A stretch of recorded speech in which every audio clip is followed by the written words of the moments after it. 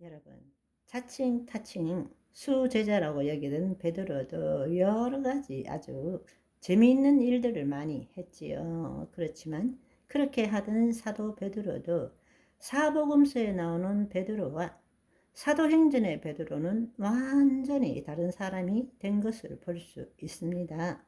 예수님이 말씀하신 그 모든 일들에 대해서 전혀 이해를 하지 못하고 자기 뜻대로 예수님을 섬겼지만 오순절날을 통해서 성령님이 임하시고 난 다음부터는 그야말로 그 진리의 영에 의해서 예수님이 가르쳐 주신 모든 것들이 다운로드 되고 그걸 알게 되고 말하게 되고 그대로 살아가는 것을 우리는 사도행전에서 볼 수 있습니다. 우리가 성경적으로 볼 때 흔히 오순절 이후부터 예수님이 재림하실 때까지를 현재적 하나님 나라라고 부르고 예수님이 재림하신 후를 미래적 하나님 나라, 그리고 마귀들이 영원한 불못으로 들어가고 백보자 심판을 통해서 하나님의 생명책에 이름이 농명되지 않는 모든 자들이 영원한 지옥으로 들어간 이후부터는 영원한 하나님 나라, 이렇게 말하고 있습니다. 그래서 지금 우리가 산다는 것은 예수님이 재림하시기 전에 살고 있기 때문에 우리는 현재적 하나님 나라에서 살고 있다라는 것입니다. 현재적 하나님 나라라는 것은 이미 하나님 나라가 시작되었지만 아직 완성된 것은 아니다. 그렇기 때문에 여전히 마귀들은 우는 사자처럼 돌아다니면서 심지어 택한 자까지도 도둑질을 하려고 애쓰고 있고, 우리는 구원을 이루어가는 삶을 살아야 한다는 것입니다.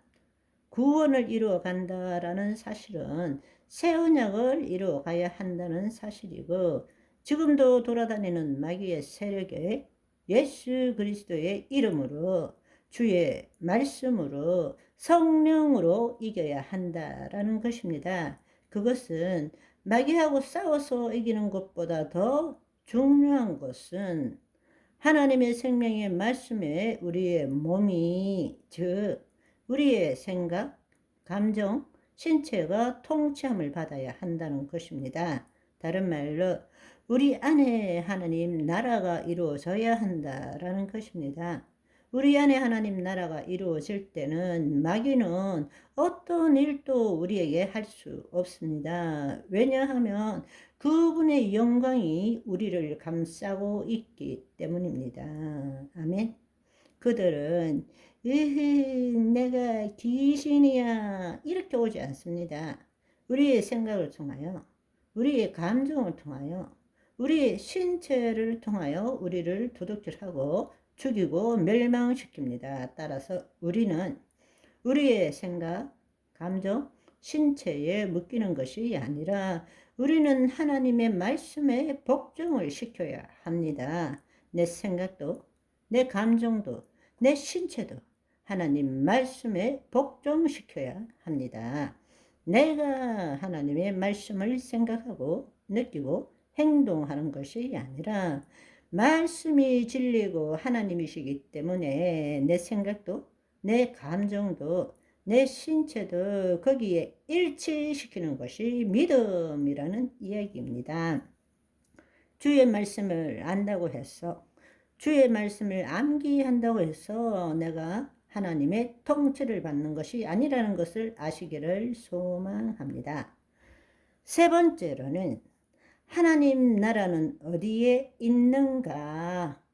예수님께서 하나님의 통치를 보여주시고 우리에게도 그러한 자녀의 삶을 살 수 있도록 하기 위해서 십자가에 죽으심으로 우리 죄를 대속하시고 또 약속하신 보혜사 성령님을 보내주심으로 우리 안에 하나님의 생명이 임하도록 하신 것입니다.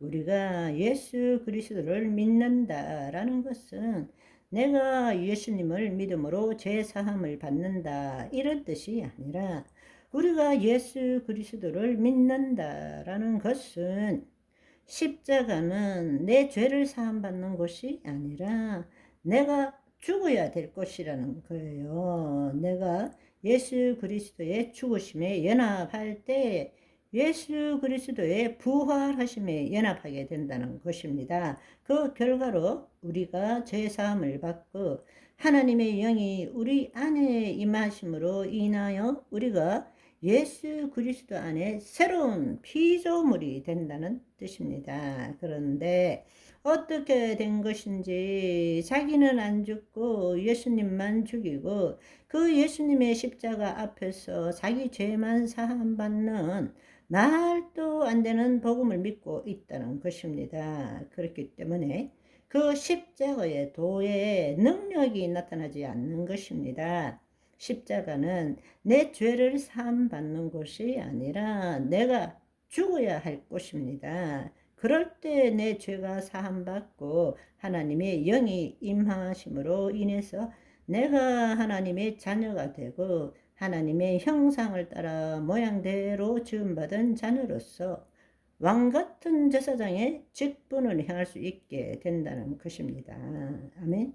그럴 때 예수님께서 하나님의 영의 그 혼과 몸이 통치함을 받은 것처럼 우리도 예수 그리스도 안에서 우리의 혼과 몸이 통치함을 받게 된다는 것입니다. 그 결과로 예수님께서 이 땅에서 주의 뜻을 이루신 것처럼 우리도 예수 그리스도 안에서 하나님의 뜻을 이루는 삶을 살 수 있다는 것입니다. 그래서 예수님께서는 그때에 바리새인들이 하나님의 나라가 언제 어느 때 임하나이까? 라고 질문했을 때에 누가복음 17장 20절 21절을 보시면 예수께서 대답하여 이르시되 하나님 나라는 볼 수 있게 임하는 것이 아니다.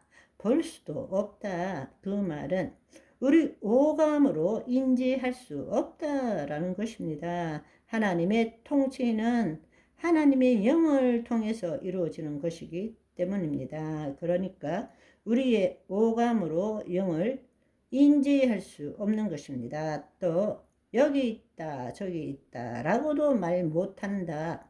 이거는 시공간을 초월했다는 뜻이에요. 시간과 장소의 개념이 아니라는 이야기입니다. 아멘. 오늘은 여기까지. 바이바이.